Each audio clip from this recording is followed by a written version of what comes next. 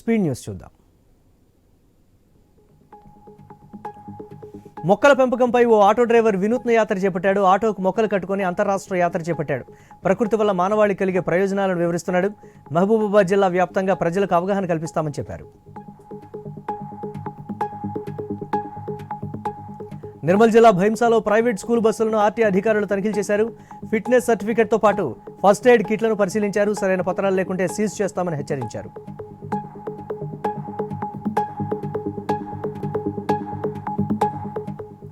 శ్రీ సత్యసాయి జిల్లా కొడికొండలో చిత్రావతి నదిని కబ్జా చేసిన వ్యక్తిపై చర్యలు తీసుకోవాలని సిపిఐ నాయకులు డిమాండ్ చేశారు.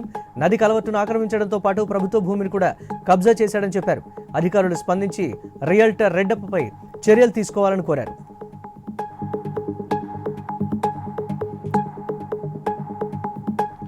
నిర్మాణ కార్మికుల సంక్షేమ బోర్డును పరిరక్షించాలని IF2A-TU నాయకులు ధర్నా చేపట్టారు.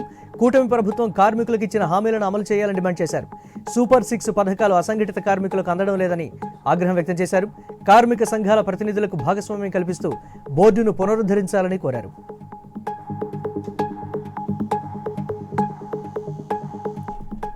భీమవరం నియోజకవర్గం ఇన్ఛార్జిగా చినిమిల్లి వెంకటరాయుడు నియమిస్తూ వైసీపీ ఉత్తర్వులు జారీ చేసింది. వచ్చే ఎన్నికల్లో పార్టీని అత్యధిక మెజారిటీతో గెలిపించేందుకు కృషి చేస్తానని చెప్పారు.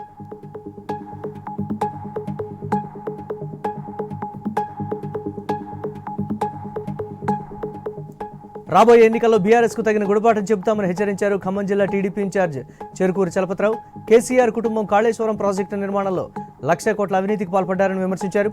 టీడీపీ కార్యకర్తల సమావేశం అనంతరం విమాన ప్రమాదంలో మృతి చెందిన కుటుంబాలకు సంతాపాన్ని తెలిపారు.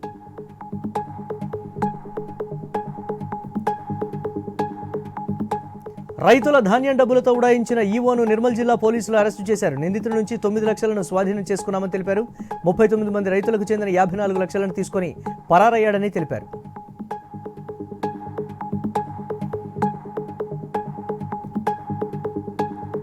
జగిత్యాల జిల్లాలో విషాదం చోటు చేసుకుంది. ఆపరేషన్ వికటించి ఓ మహిళ మృతి చెందింది. వైద్యుల నిర్లక్ష్యం వల్లే మహిళ మృతి చెందిందని బంధువుల ఆసుపత్రి ఎదుట ఆందోళన చేపట్టారు. వైద్యురాలిపై చర్యలు తీసుకుని తమకు న్యాయం చేయాలని డిమాండ్ చేశారు.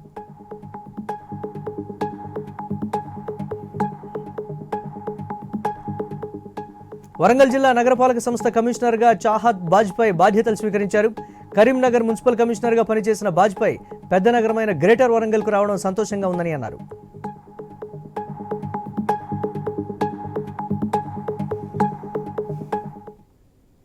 ఇవి ఇప్పటివరకు అప్డేట్స్. Keep watching 9 news.